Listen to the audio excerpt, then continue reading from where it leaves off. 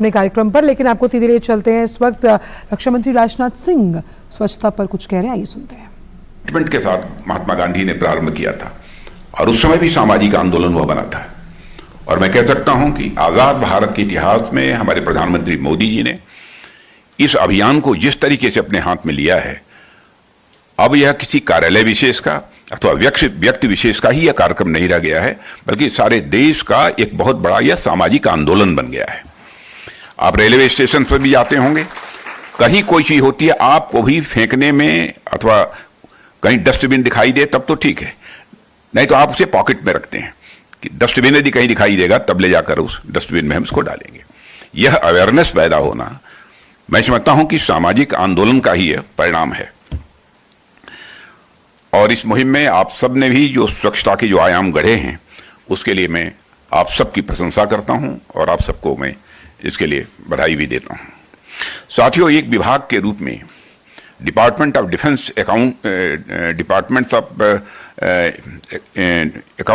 Defence account department की जो आपकी यह यात्रा रही है, मैं मानता हूं कि किसी मैराथन से कम नहीं रही है। 276 वर्ष की यात्रा, बीते पौने 300 वर्षों से कोई भी विभाग सतत लगातार अपनी यात्रा को जारी रखे हुए है।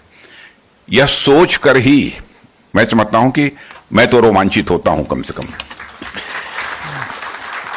और इतने लंबे समय तक खुद का अस्तित्व बनाए रखने के साथ साथ एक relatively transparent and efficient system का उदाहरण भी अपने को बनाकर रखना, मैं समझता हूं अपने आप में यह कोई छोटी बात नहीं है, बल्कि बहुत बड़ी बात है।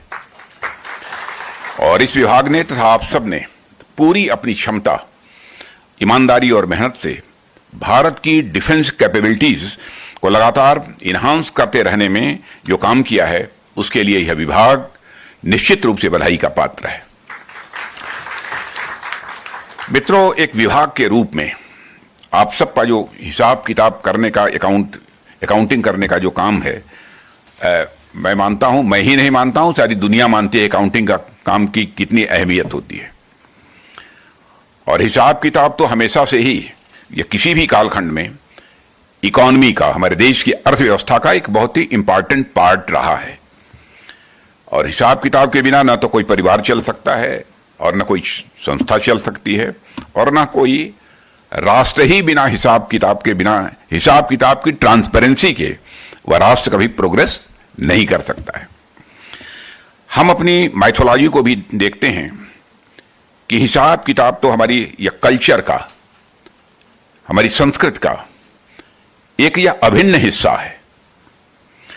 आप सबने भगवान चित्रगुप्त के बारे में तो सुना ही होगा।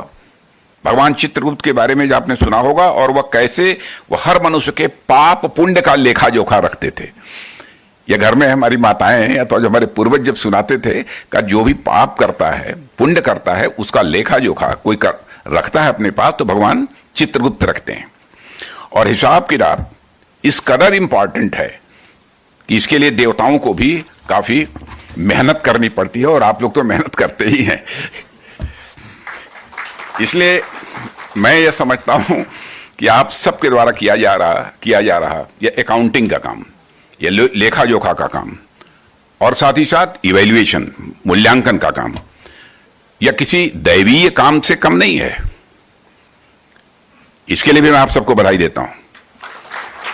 और साथियों, हिसाब किताब यानी अकाउंटिंग, लेखा जोखा, इसलिए भी यह बेहद आवश्यक हो जाता है क्योंकि एक व्यक्ति के रूप में, एक संस्था के रूप में तथा एक राष्ट्र के रूप में हमारी आवश्यकताएं, हमारी नीड्स ये अनलिमिटेड हैं। लेकिन हमारे पास जो उपलब्ध संसाधन है, जो भी रिसोर्सेज हमारे पास होते हैं, वह बहुत ही सीमित मात्रा में है। ऐसे में हमें सीमित संसाधनों का प्रॉपर यूटिलाइजेशन करके उससे ऑप्टिमम आउटपुट निकालने की कोशिश करनी पड़ती है। और आप डिफेंस सेक्टर में हमारे पास उपलब्ध संसाधनों का जिस प्रकार से ऑप्टिमम यूटिलाइजेशन इंश्योर कर रहे हैं, क्योंकि रिसोर्सेज का, हमारे यहां जो भी रिसोर्सेज उपलब्ध हैं, उनका ऑप्टिमम यूटिलाइजेशन इंश्योर करने का काम यदि कोई कर रहा है तो आप कर रहे हैं। और इस काम के लिए आप सभी बधाई के पात्र हैं, और आपके इस काम के प्रति मैं अपनी प्रसन्नता का भी इजहार करता हूं। और साथियों, मुझे अच्छे से याद है कि जब मैं पिछली बार आप लोगों के बीच यहां पर आया था तो हमारी बातचीत के क्रम में मैंने अपनी तरफ से कुछ सुझाव भी दिए थे और मुझे खुशी है कि उस पर आपने काम किया है और उसको जो अंजाम देना चाहिए वह देने में भी आप कामयाब रहे हैं। इसके लिए भी आपको बधाई देता हूं। और मैंने आपको एक उदाहरण के साथ यह भी बताने का प्रयास किया था कि जिस प्रकार के से इनकम टैक्स डिपार्टमेंट एक फेसलेस पेमेंट मैकेनिज्म लेकर आया है और जो डिपार्टमेंटल ऑफिसर्स और इंडिविजुअल टैक्स पेयर दोनों की समय की बचत होती है तथा एक ट्रांसपेरेंसी भी आती है, उसी प्रकार डीएडी के लिए भी एक फेसलेस पेमेंट मैकेनिज्म विकसित करने का सुझाव मैंने दिया था। इसके अतिरिक्त मैं याद दिला रहा हूं, केवल काम आपने किया है कुछ। इसके अतिरिक्त मैंने आपको इंटरनल विजिलेंस मैकेनिज्म को भी मजबूत करने की सलाह दी थी, क्योंकि आप सबका जो काम है वह डिफेंस सेक्टर के फाइनेंस सिस्टम में एक वॉचडॉग यानी चौकीदार की भूमिका का भी है। और एक चौकीदार का यह भी काम होता है कि वह जिस घर की सुरक्षा कर रहा है उस घर में कोई अनावश्यक प्रवेश न करे। चौकीदार को इस बात की सजगता बरतनी पड़ती है। इसलिए मैंने आप सबको यह सुझाव दिया था कि आप एक ऐसा मैकेनिज्म, एक ऐसा विजिलेंस का मैकेनिज्म डेवलप करें कि यदि किसी भी अधिकारी के कामकाज में कोई संदिग्ध गतिविधि आपको दिखाई दे तो उसका त्वरित रिव्यू किया जा सके। तो स्वच्छता ही सेवा अभियान पर संबोधन देते हुए रक्षा मंत्री राजनाथ सिंह, जिन्होंने कहा कि इसे जन आंदोलन बनाने के पीछे जो उद्देश्य था वो अपने आप में साफ है और इसी की सफलता नजर आती है और खास तौर पर